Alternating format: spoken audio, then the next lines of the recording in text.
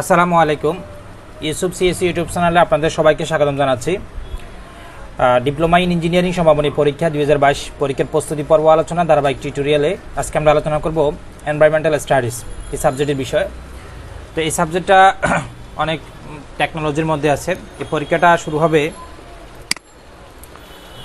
17 April 2022 দুপুর বিকেল 2টায়।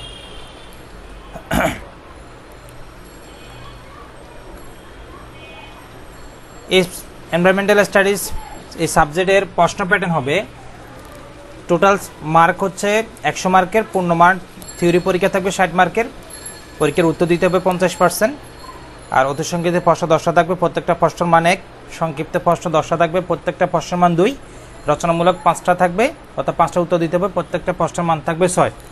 Total 60 mark আসবে। 60 মার্কের মধ্যে 50% আনসার করলে 30 মার্কের উত্তর দিতে হবে। এই সাবজেক্টের ক্রেডিট হচ্ছে 2 ক্রেডিট, অর্থাৎ পার ক্রেডিটের সময় 50 মার্ক আমরা জানি সবাই। এই 2 ক্রেডিটে টোটাল 100 মার্ক, 60 মার্ক থাকবে থিওরি, 40 মার্ক থাকবে টিসি বা পিসিজি মার্কগুলো থাকে আপনার ক্লাসের উপস্থিতি, অ্যাসাইনমেন্ট করা, এগুলো বিষয়ের উপরে, এবং পর্বমধ্যম পরীক্ষা দেওয়া, এগুলোর উপর মার্কিং করবে। চলুন তাহলে আমরা মূল সাজেশন বিষয়ে আলোচনা করি। তবে আলোচনা শুরু করার আগে বরাবর মতন বলি, আপনি যদি আমার ইউটিউব চ্যানেলে নতুন হয়ে থাকেন প্লিজ আমার ইউটিউব চ্যানেলটিকে সাবস্ক্রাইব করে রাখবেন। চলুন তাহলে আলোচনা শুরু করি। তো এর আগে একটা সাবজেক্টের সাজেশন দেওয়া হয়েছে ইন্ডাস্ট্রিয়াল ম্যানেজমেন্ট। আমি প্রত্যেকটা প্রশ্নের সময় বলি যে 2টা প্রশ্ন থেকে একটা প্রশ্ন পরীক্ষাতে আসবে বা 3টা প্রশ্ন থেকে একটা প্রশ্ন পরীক্ষাতে আসবে। আপনারা ওই প্রশ্নগুলো বেশি করে পড়বেন, কারণ ইন্ডাস্ট্রিয়াল ম্যানেজমেন্টে অলরেডি আমার সাজেশন থেকে আপনারা বুঝতে পারছেন 100% কমন পড়ছে ইনশাল্লাহ। শুধু ইন্ডাস্ট্রিয়াল ম্যানেজমেন্ট না, বাকি সব সাবজেক্টের কম্পিউটারের 4th semester data communication, computer peripherals, database management system, তারপর হচ্ছে প্রিন্সিপাল অফ সফটওয়্যার ইঞ্জিনিয়ারিং, যে প্রিন্সিপাল অফ ডিজিটাল ইলেকট্রনিক্স, অনেক বিষয়গুলো যে বিষয়গুলোতে আমি সাজেশন দেওয়া হয়েছে 100% কমন পড়ছে ইনশাল্লাহ। আপনারা যদি এই নিয়মে যদি এই ফলোগুলো পড়েন ইনশাল্লাহ সব সাবজেক্টে কমন পড়বে। চলুন তাহলে প্রথমে আমি এই অত সংক্ষিপ্তগুলো আলোচনা করি, তারপরে সংক্ষিপ্ত, তারপরে আলোচনামূলক। অনুশীলনী 1, প্রথম প্রশ্ন হচ্ছে পরিবেশ কাকে বলে, তারপর হচ্ছে দূষক কাকে বলে, সংক্রামক কাকে বলে, প্রথম অধ্যায়ের মধ্যে শিয়াল কাকে বলে, সীমা কি, পৃথিবীর গৌরমণ্ডল কি, এই প্রশ্নগুলো পড়বেন। তারপর হচ্ছে টেকসই সমাজ কাকে বলে, মোস্ট ইম্পর্টেন্ট একটা প্রশ্ন। পটোকেমিক্যাল অক্সিডেন্ট কাকে বলে, এই প্রশ্নগুলো পড়বেন বিশেষ করে। তারপর হচ্ছে সহজীব উপাদান কাকে বলে, উদাহরণসহ দাও। ইকোসিস্টেম বাস্তুতন্ত্র কি, এই 2টা থেকে একটা প্রশ্ন ইনশাল্লাহ আসবে। টেকসই উন্নয়ন বলতে কি বোঝায়, 3টি প্রশ্নই ধরেন, 3টি প্রশ্ন থেকে হয় 2টা থাকবে না একটা কনফার্ম থাকবে ইনশাল্লাহ। তারপর হচ্ছে জীবনের জন্য প্রয়োজনীয় এরূপ অন্তত 10টি মৌলের নাম লেখো, এই প্রশ্নগুলো পড়বেন প্রথম অধ্যায়ের মধ্যে।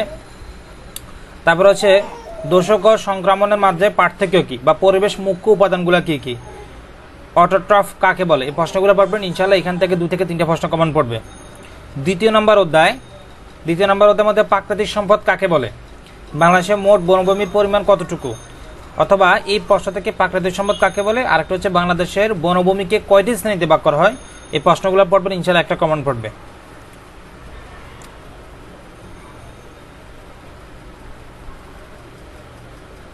দ্বিতীয় নম্বর অধ্যায় তারপরে পড়বেন প্রাকৃতিক সম্পদ সংরক্ষণ বা সম্পদ সংরক্ষণ বলতে কি বোঝায়, এই প্রশ্নগুলো পড়বেন। 3 নম্বর অধ্যায় প্রথম প্রশ্নটা পড়বেন ভূ রাসায়নিক চক্র কাকে বলে, ভূ রাসায়নিক চক্রকে কেন জীব ভূচক্রী বলা হয়, এই প্রশ্নটা পড়বেন। বা জীব রাসায়নিক চক্র বলতে কি বোঝায়, এই 3টা প্রশ্ন থেকে ইনশাল্লাহ একটা প্রশ্ন পরীক্ষাতে আসার সম্ভাবনা বেশি। কার্বন চক্র কাকে বলে, নাইট্রিক অ্যাসিড সৃষ্টি বিক্রিয়া লেখো। নাইট্রিফিকেশন কাকে বলে।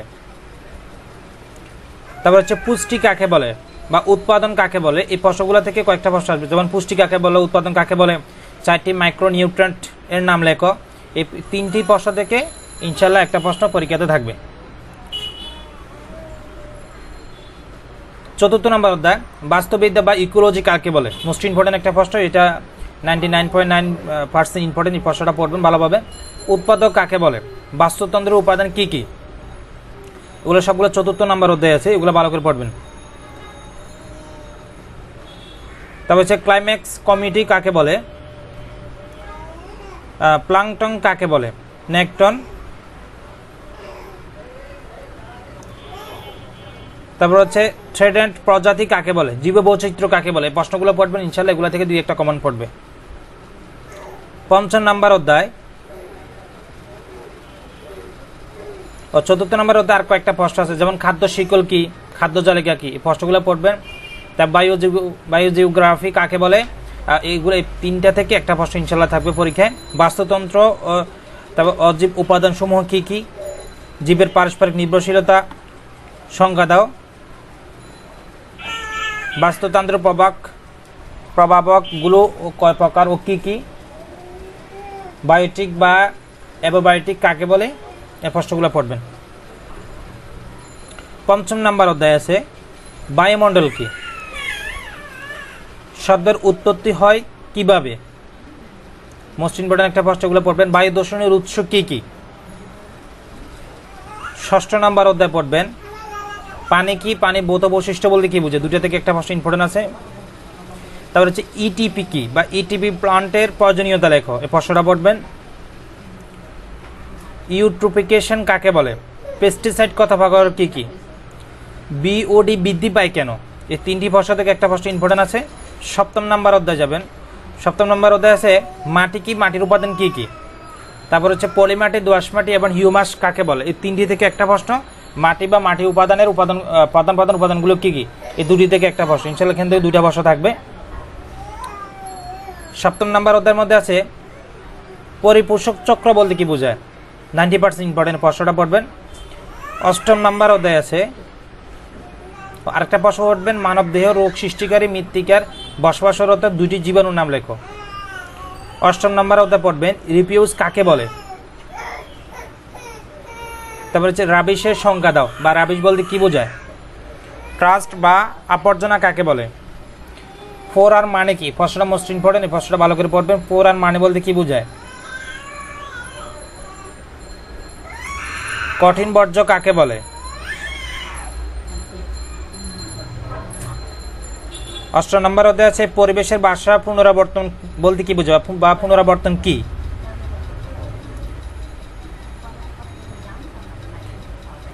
10টি রাসায়নিক বিষাক্ত পদার্থের নাম লেখো, মোস্ট ইম্পর্টেন্ট একটা প্রশ্ন।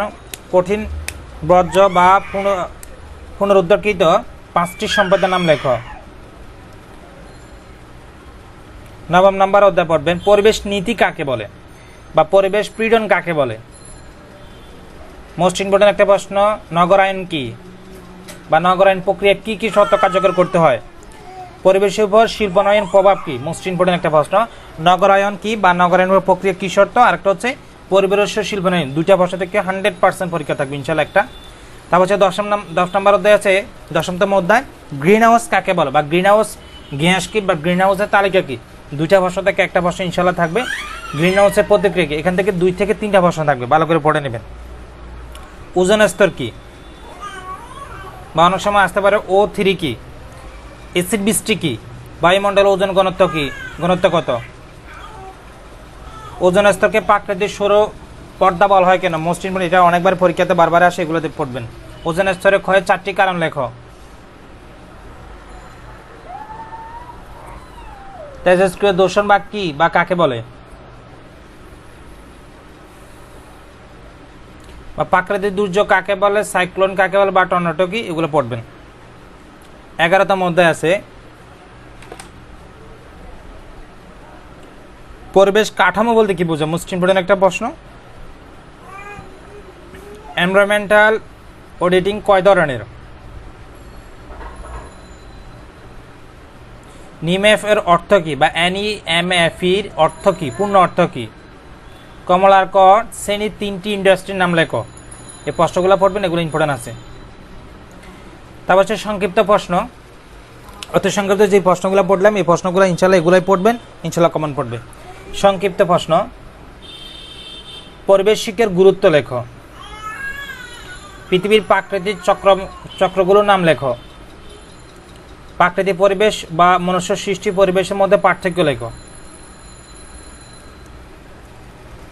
পরিবেশ চিন্তা উপেক্ষা করে উন্নয়ন সম্ভব নয়, ব্যাখ্যা করো। এই কয়েকটা প্রশ্ন থেকে ইনশাআল্লাহ 2টা বা একটা প্রশ্ন কমন পড়বে। 2য় নম্বর অধ্যায় বনজ সম্পদ বলতে কি বোঝায়? নবায়নযোগ্য বা অনবায়নযোগ্য শক্তির উৎস কি, বা এখানে অনেক সময় উৎস এগুলো বলতে পারে, অথবা এর পার্থক্য কি এটাও বলতে পারে, বা যে কোনো একটা বলতে সহনবায়ন না অনবায়নযোগ্য এগুলো বলতে পারে। এগুলো পড়ে নেবে, মোস্ট ইম্পর্টেন্ট একটা প্রশ্ন। 3 নম্বর অধ্যায় পড়বেন বাংলাদেশের আরেকটা প্রশ্ন আছে 2 নম্বর অধ্যায়, বাংলাদেশের নবায়নযোগ্য শক্তির উৎস, শক্তির সম্পদের উৎস এবং সম্ভাবনা তালিকা দাও। 3 নম্বর অধ্যায় ভূ রাসায়নিক চক্র বলতে কি বোঝায়? এটা অনেক সময় চিত্র যদি না বলে বা তাহলে অতি সংক্ষিপ্ত যে ডেফিনেশনটা পড়ছেন এটা পড়ে লিখে দিলে হবে। কার্বন চক্রের চিত্র অঙ্কন করো। নাইট্রোজেন চক্রের গুরুত্ব লেখো, মোস্ট ইম্পর্টেন্ট একটা প্রশ্ন। অক্সিজেন চক্রের গুরুত্ব লেখো। অক্সিজেন, নাইট্রোজেন এবং কার্বন চক্র 3টি থেকে একটা প্রশ্ন ইনশাল্লাহ থাকবে। 4 নম্বর অধ্যায় বাস্তুবিদ্যা বলতে কি বোঝায়? বাস্তুতন্ত্রের উপাদানগুলো লেখো। ইকোলজিক্যাল বা নিশ ব্যাখ্যা করো। প্রাকৃতিক নির্দেশক বলতে কি বোঝায়? খাদ্য শিকল বলতে কি বোঝায়, বা খাদ্য জালিকা ব্যাখ্যা করো। 5ম অধ্যায় আছে এখানে ট্রপোমণ্ডল বৈশিষ্ট্য, বাস্ত্রমণ্ডলের বৈশিষ্ট্য, মেষমণ্ডল বৈশিষ্ট্য, তাপমণ্ডল বৈশিষ্ট্য, এই 4টা বৈশিষ্ট্য থেকে ইনশাল্লাহ যে কোনো একটা বা দুটা থাকবে। শব্দের শ্রেণীবিভাগ লেখো। শব্দ দূষণ মস্তিষ্কের উপর কি বিরূপ প্রতিক্রিয়া সৃষ্টি করে? মোস্ট ইম্পর্টেন্ট একটা প্রশ্নগুলো পড়বেন।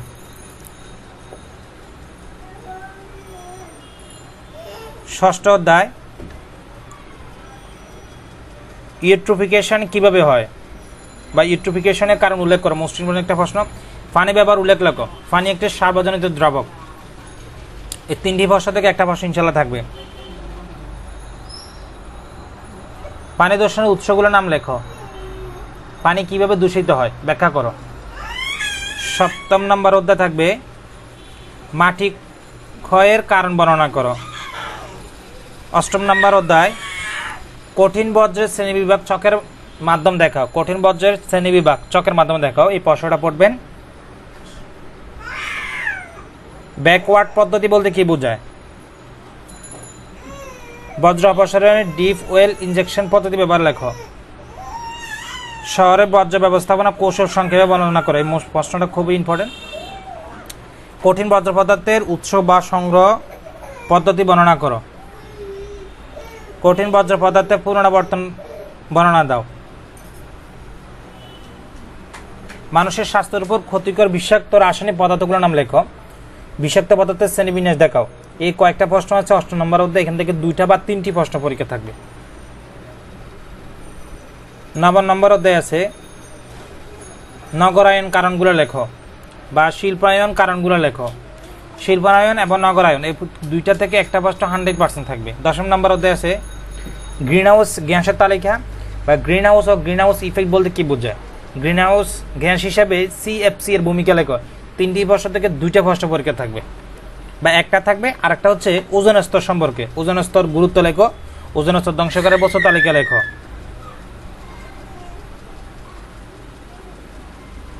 10 নম্বর অধ্যায় থেকে এগুলো বেশি করে প্রশ্ন আসবে। তারপর আরেকটা প্রশ্ন হচ্ছে পরিবেশের উপর অ্যাসিড বৃষ্টির ক্ষতিকর প্রভাব আর হচ্ছে গ্রিনহাউস গ্যাসের নির্গমন কীভাবে কমান হয়। 10 নম্বর অধ্যায়টাকে বেশি করে পড়বেন। এখানে অতি সংক্ষিপ্ত বলেন, সংক্ষিপ্তমূলক, রচনামূলক সব প্রশ্ন এখান থেকে 3টা বিভাগ থেকে অধ্যায় থেকে বেশি প্রশ্ন করবেন। যে প্রশ্নগুলো বললাম পড়তে, এই প্রশ্নগুলো বেশি করে পড়বেন। তারপর হচ্ছে 11তম অধ্যায় আছে মানুষের পরিবেশ ফ্রেমওয়ার্কের কাঠামো ফ্লোচার্টের তালিকার মাধ্যমে দেখাও। দূষণ রোধের আমাদের করণীয় কি, এই প্রশ্নগুলো পড়বে। রচনামূলক প্রশ্ন 1ম অধ্যায় থেকে 2টা প্রশ্ন ইম্পর্টেন্ট আছে, সবচেয়ে বেশি 2টা প্রশ্ন পড়বেন। পরিবেশ শিক্ষার সুযোগ বা ব্যক্তি আলোচনা করো। আর একটা প্রশ্ন থাকবে কারিগরি শিক্ষার পাঠ্যক্রমে পরিবেশ শিক্ষার অন্তর্ভুক্তকরণের কারণগুলো বর্ণনা করো। আর একটা হচ্ছে সতেজ পরিবেশ সুস্থ জীবন, এটা কম ইম্পর্টেন্ট, তবে 2টা থেকে একটা প্রশ্ন পরীক্ষা ইনশাল্লাহ থাকবে রচনামূলক। 2 নম্বর অধ্যায় তেমন লাগবে না, যদিও থাকে তাহলে বাংলাদেশ প্রাকৃতিকের সম্পদ শ্রেণীবিভাগ আলোচনা করে, এটা পড়ে নেবেন। 3 নম্বর অধ্যায় আছে কার্বন চক্র, নাইট্রোজেন চক্র ব্যাখ্যা করো বা অক্সিজেন চক্র। 3টা থেকে একটা প্রশ্ন খুব ইম্পর্টেন্ট, এগুলো পড়ে নেবেন। 74তম অধ্যায় আছে একটা পুকুরের বাস্তুতন্ত্র আলোচনা করো বা সিএফসি, ফুড পিরামিড, খাদ্য শৃঙ্খল বা খাদ্য তালিকা, তারপরে যে ইউট্রোফিকেশন বা জৈবগড়ি বা বায়ম, এই যে টিকাগুলো আছে বা শব্দগুলা এগুলা দিয়ে রচনামূলক তৈরি করতে হবে। 4th নম্বর অধ্যায় এই প্রশ্নটা ইম্পর্টেন্ট আছে। তারপরে হচ্ছে একটি বনভূমি বাসস্থানের বর্ণনা দাও, এই প্রশ্নটা পড়ে নেবেন। 5ম নম্বর অধ্যায় আছে বায়ু দূষণের উৎস সম্পর্কে বিস্তারিত আলোচনা করো, বা মানুষের স্বাস্থ্যের উপর বাস্তু দূষণের প্রভাব বর্ণনা করো। 6ষ্ঠ অধ্যায় আছে পানির ভৌত বৈশিষ্ট্য বা বজ্র পানির বি ও ডি নির্ণয়ের প্রয়োজনীয়তা লেখো। 7ম নম্বর অধ্যায় আছে মাটির উপাদান সম্পর্কে বিস্তারিত আলোচনা করো। বা আরেকটা প্রশ্ন আছে মাটি দূষণের প্রভাব আলোচনা করো, এই প্রশ্নটা ইম্পর্টেন্ট, এটা বেশি করে পড়বেন। 8ম নম্বর অধ্যায় আছে কঠিন বজ্র থেকে সম্পদ পুনরুদ্ধার প্রক্রিয়া বর্ণনা করো, মোস্ট ইম্পর্টেন্ট একটা প্রশ্ন। তা হচ্ছে কঠিন বজ্র পুনরাবর্তন আলোচনা করো। 9ম নম্বর অধ্যায় আছে পরিবেশ উপর নগরায়নের প্রভাব বা নগরায়নের কারণ প্রভাব, দুইটি প্রশ্ন একই প্রায়, এই দুটি প্রশ্ন থেকে একটা প্রশ্ন ইম্পর্টেন্ট আছে। 10ম নম্বর অধ্যায় আছে গ্রিন হাউসের তালিকা ও তাদের অবদান আলোচনা করে, গ্রিন হাউসের প্রতিক্রিয়া কারণ পরিণতি আলোচনা করো। বা অ্যাসিড বৃষ্টি কাকে বলে, অ্যাসিড বৃষ্টি, ওজন এবং গ্রিন হাউস, 3টি প্রশ্ন থেকে হয় 2টা না একটা কনফার্ম থাকবে।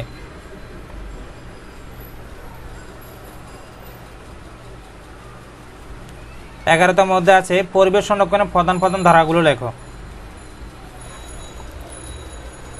এই প্রশ্নগুলো অর্থাৎ এনভায়রনমেন্টাল স্টাডিজের অতি সংক্ষিপ্ত রচনামূলক যে প্রশ্নগুলো বললাম, এই প্রশ্নগুলো ভালোভাবে পড়বেন ইনশাল্লাহ, এখান থেকে 100% কমেন্ট পড়বেন। তো সবাই ভালো থাকবেন, সুস্থ থাকবেন, আজকে এই পর্যন্ত, আসসালামু আলাইকুম।